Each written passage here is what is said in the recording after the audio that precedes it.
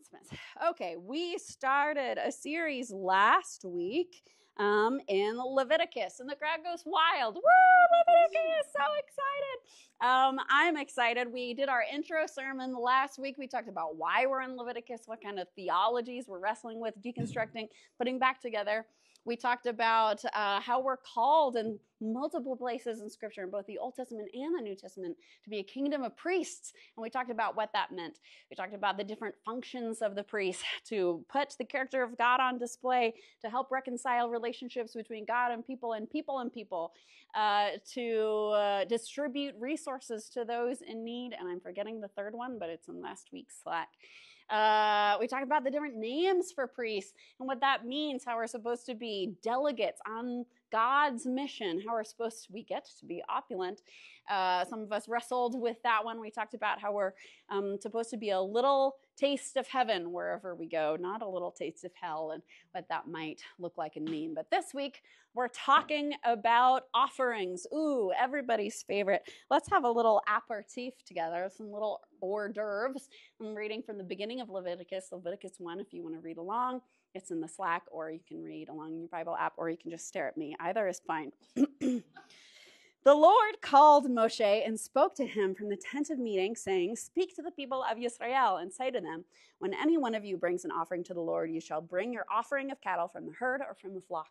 If his offering is a burnt offering from the herd, he shall offer a male without blemish. He shall offer it at the door of the tent of meeting, that he might be accepted before the Lord. He shall lay his hand upon the head of the burnt offering, and it shall be accepted for him to make atonement for him.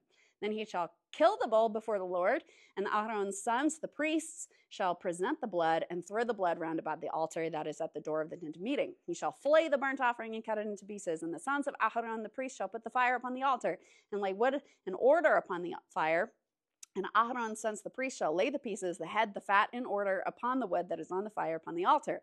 But its entrails and its legs he shall wash with water. The priest shall burn the whole on the altar as an offering sent up." Scintillating stuff, so thrilling. Everyone's favorite memory verse they get tattooed on their arm. I like to see that. Millennials, that's a challenge. So we have a whole sermon series in the past where we've talked about atonement, and we talked about how there's 9 different atonement theories. It's not just one, penal substitutionary atonement, which is historically, traditionally Orthodox Christianity. There is a whole buffet table of different ways to think about what it is that Jesus did when he lived and he died, very specifically, and he rose again, and different ideas of what that accomplished. But today, when we look at this atonement offering, we're going to get even more 101, even more generalized, because sometimes when we get lost in the scapegoat theory and the Christus Victor and all these different ideas about what Jesus was doing, we can forget what is atonement and what is the point of it. And if you're wrestling with, well, what about, what do I really think about the afterlife and all the things that many people here experience or go through together as a community and on their own, the meaning of atonement and the point of atonement can get kind of lost in all of those questions and all of that discussion. And so we're going to look at it. What does the word atonement actually mean? I regret to inform you, I'm so sorry. The Christian cliche that pastors are supposed to say about its at-one-ment is actually true. I looked it up and was like, oh man, that's what they always say. It means to become in harmony with something, right? Specifically in Leviticus, it's in harmony with God and in harmony with one another in different kinds of offerings. So that's the most basic kind of way to think about atonement. It's coming back together. It's being in communion with. It's being in harmony with another being. Number 2, here's the dictionary definition. Atonement is a person taking action to correct previous wrongdoing on their part, either through direct action to undo the consequences of that act or equivalent action to do good for others. So this isn't just a tearful YouTube celebrity apology video where you say, I'm so sorry, I shouldn't have stolen your hair gummy line, ad whatever. If you're not extremely online, I'm sorry. Just flip right past that. It's more concrete than that. It's if you stole something, you give it back. That's atonement. It's not just saying sorry. It is giving the thing back. That's the undoing the consequences. Then there's the equivalent action, which is if you've done a bunch of vandalism, you get ordered by the court to go and do community service, right? It is an equivalent fixing of what was done. The problem with that system, though it is a really good system, right? How much more would our culture benefit from not just saying sorry, but fixing the wrongs that we have done? How much would the church and Christianity benefit if we tried to make an effort to amend what we have done rather than just publishing statements about it? However, it doesn't fix everything, right? Because while I can give the teddy bear back that I have stolen, if I say something demeaning, hurtful, abusive to somebody else, I can't fix it by just saying, oh, JK, or saying an apology right after, or saying even a compliment right after. That doesn't fix the hurt that I did. That doesn't fix the hurt that we may have experienced on our individual journeys in different places, different church environments. There is something that has been broken, that a pat, that a little band-aid of a try, an attempt to reverse that doesn't just easily mend. And so the sacrificial system, this atonement offering, was an attempt to put that feeling, that brokenness that can't be fixed, that deep sense of there is something wrong, and you're a little like, oh, I didn't really mean it that way, or no, I mean, I still love you, but that doesn't fix. And so the sacrificial system puts that on display. What was done to us, or what we have done, is wrong and weird and painful. The atonement system is something visual and visceral and smelly and a fully holistic experience that is also weird and takes that thing which is wrong and sends it up and away from the community, right? That's part of the point of why it was instituted. And Christian history, before Protestantism came around, Catholicism had a lot more holistic things that you did. You could go on a pilgrimage and walk. You could say, okay, there's a specific saint that'll intercede for me for this one thing I did, so I'm going to go on a pilgrimage and walk for, 18 months, and I'll get to this place and be able to pray and light this candle at this thing. And when I do that, I know that I've been forgiven. Protestantism, in some places and times, outlawed pilgrimages, did away with visuals and icons and all sorts of things that people have been using to help themselves, and made it all about a journey of the mind. And so for so many of us, without all of those aids and experiences like going on a pilgrimage, it's hard to experience pain, to experience brokenness, and then just go through the mental gymnastics in your head, hopefully go to therapy, right, journaling, all the self-care things, but to say, okay, now that thing isn't a part of me anymore, and I'm trying to heal from this, and it's all mental and nothing physical, nothing embodied. The atonement system in Leviticus is trying to do something about that.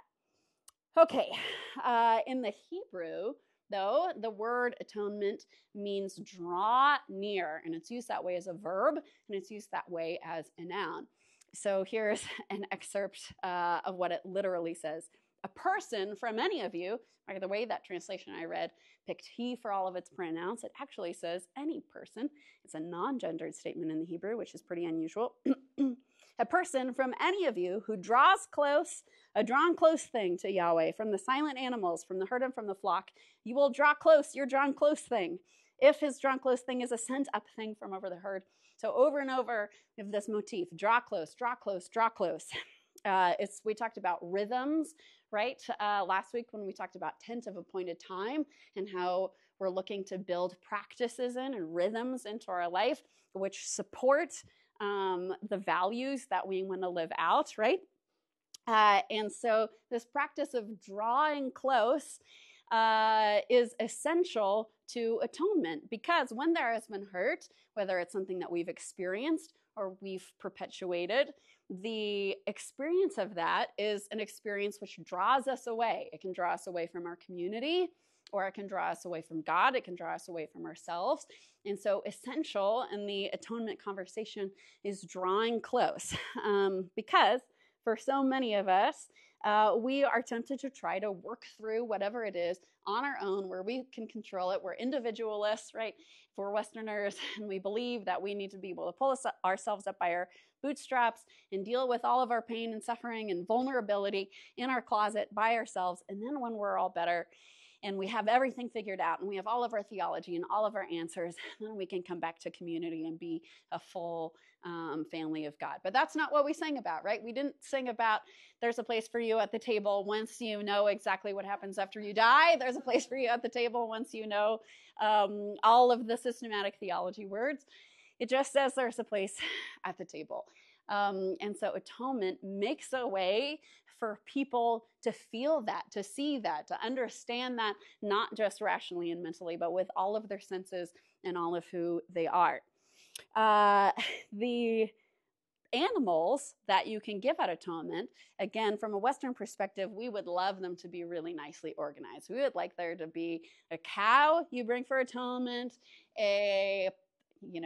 what are the other ones? A dove you bring for Thanksgiving, pick something, a camel you can bring for a remembrance offering that we'll talk about later. But we would like it to be very specific. But with each of these offerings, you can bring a whole bunch of animals. You have options. In this atonement story, you can build a bull. You can bring a bull, a sheep, a turtle dove, or a dove. I don't know the difference actually biologically between a turtle dove and a dove, but that's the way people translate those two different words. And some of us were taught that those options are there because of the socioeconomic differences between different people. Maybe you can't afford a bull and you don't have enough money, so you just bring a dove. That's kind of influenced by the little things that New Testament theologians have told us about that scene where Jesus hucks all the tables over, right? That's the main thing that we kind of remember about the animals, is that Jesus got mad, and that was about money probably, and so et cetera, et cetera. But there's a lot more than just what you can afford at stake with the animals, also because they're communal. If you needed a bowl, somebody would give you a bowl. It wasn't just like, well, sucks to be you, I guess, no atonement for you. But rather, each name of these different animals in Hebrew has to do with a specific type of spiritual experience. This list, if you're a visual learner, is also on the Slack. The bull is called a par. Say par. Amazing. Par means to be broken into pieces. Each of these animals have names based on their agricultural purpose. I don't know a lot of agriculture, but I've heard random people on Instagram talk about how heavy animals break up the ground and it makes it better for aeration. Something, science, looking at people who have land, but I don't know. So they all have names that have to do with what they do with the land. And part of that for a bull is they break the ground into pieces.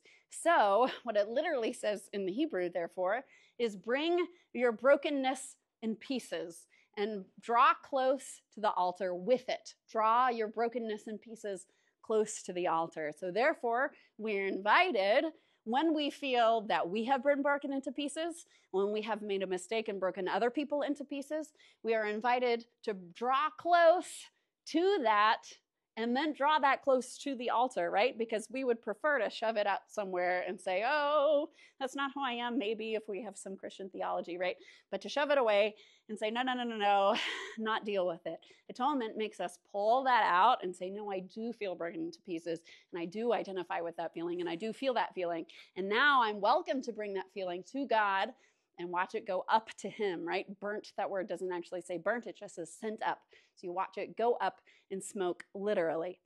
The word for sheep is kavesh. Say kavesh.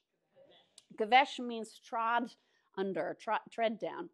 And so maybe you don't feel broken into pieces, but you feel worn. You feel like you've been stepped on a lot. Maybe you've been the one stepping on others, trying to get something done. You push it through. Maybe you're the one who's been pushed through, and there's a brokenness to that, but maybe not as severe as a bull, right? We're invited to bring that trodden down feeling. We don't have to go rest and recover and then bring it to God to try to problem solve. We take that feeling, we experience that feeling, we draw close to God with that feeling and watch it go up. Third thing is called a tor. Say tor. I pronounced it that way because it's onomatopoeic for one of the sounds that doves makes, right? You bring your tor with you because tor means wandering, searching. Maybe you don't feel super broken down. You don't feel like somebody's been stepping on you, and yet you feel like you've been without a spiritual home. You feel like you haven't found the directions of this is the way I'm supposed to build my life, and these are the things I'm supposed to teach my kids, and this is what I'm doing. You feel like you're moreless or you don't have a harbor.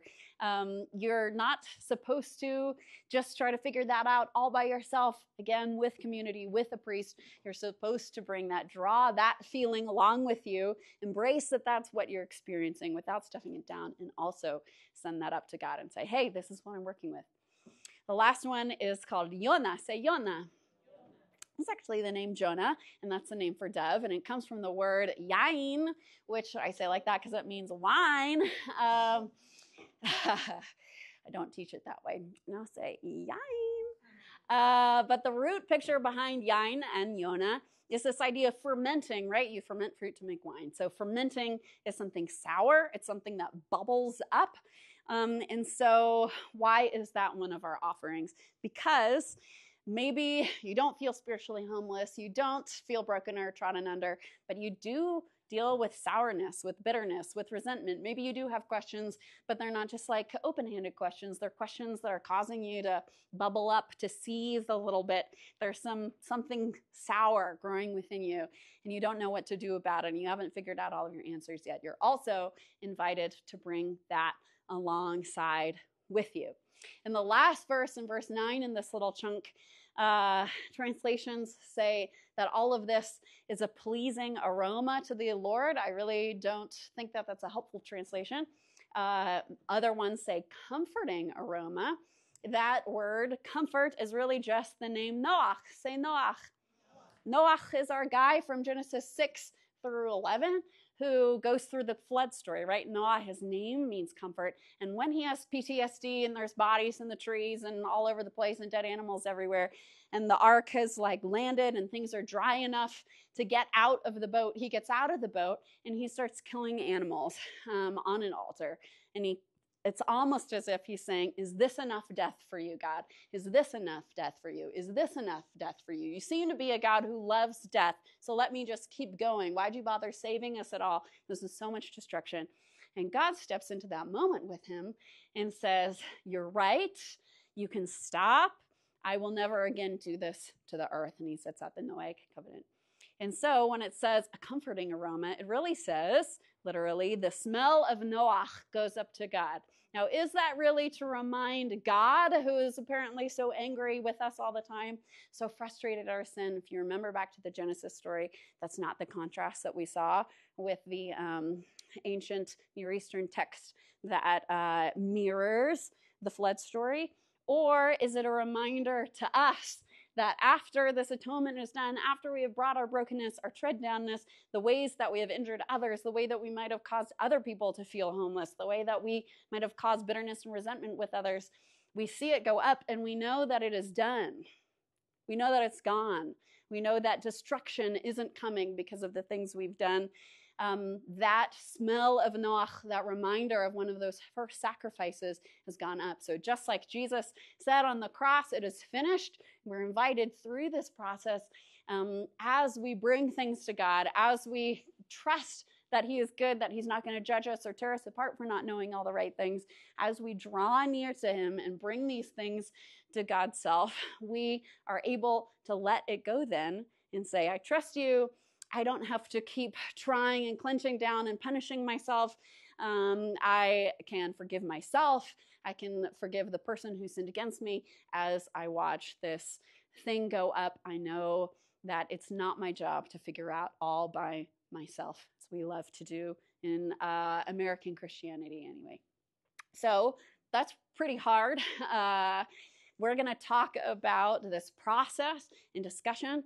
We're going to talk about those different animals. We're going to talk about the way we talk about sin, because one of the things that comes in the atonement conversation is the story that we've heard so many times is I have sinned, therefore God is angry with me, therefore there's a distance between me and God, and therefore only this miraculous thing that happened a long time ago of Jesus can possibly bring us together, and maybe God's still angry with me.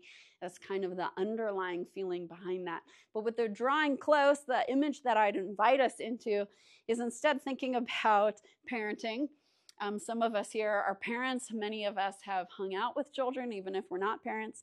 And it is true that when the toddler, I have a toddler, is screaming and scratching you and flailing, that is a good time to set them down and give them a little space as they work themselves into a lather or chill out, and then come back, sit on the floor with them, and talk about what happened, right? Providing space for them to flail all they want.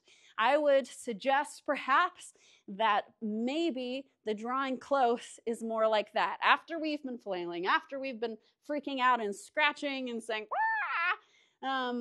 after that, we're invited to say, okay, this is what I've been dealing with, and I don't have answers, and I'm still crying, but I'm not flailing anymore. And so God is the parent sitting cross-legged on the floor, waiting for us to want to talk about our big feelings.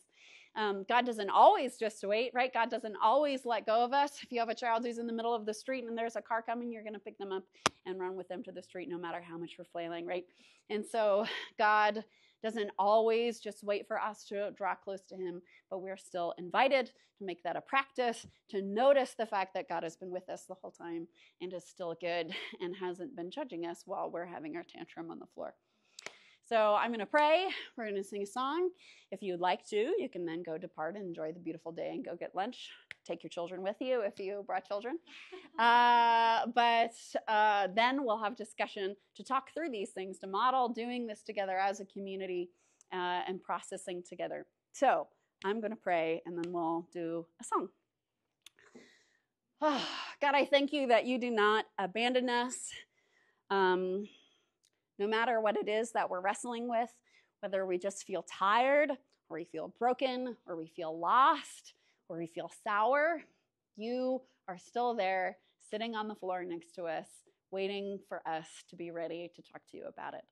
I pray that we would have the courage, the determination, the value to say, I am worth bringing this to God and reconnecting, reestablishing, restoring relationship with God. I thank you that it is not because we are disgusting to you that you draw away from us, but rather that this is a growing experience, a growing moment for us, as all kids have, and we are nothing if not your kids. And so I pray that you would meet us in this space, help us identify what are the obstacles, what are the things that have been keeping us from wanting to do that. Help us figure out what it looks like to do that together. I pray that you would meet us in the song. I would ask that you help us to pick apart the things that get in the way of fullness of joy and communion with you. I pray that we would experience freedom from the things that we've been told about who you are, and that instead we would get to experience you and your love. Pray all these things in your name. Amen.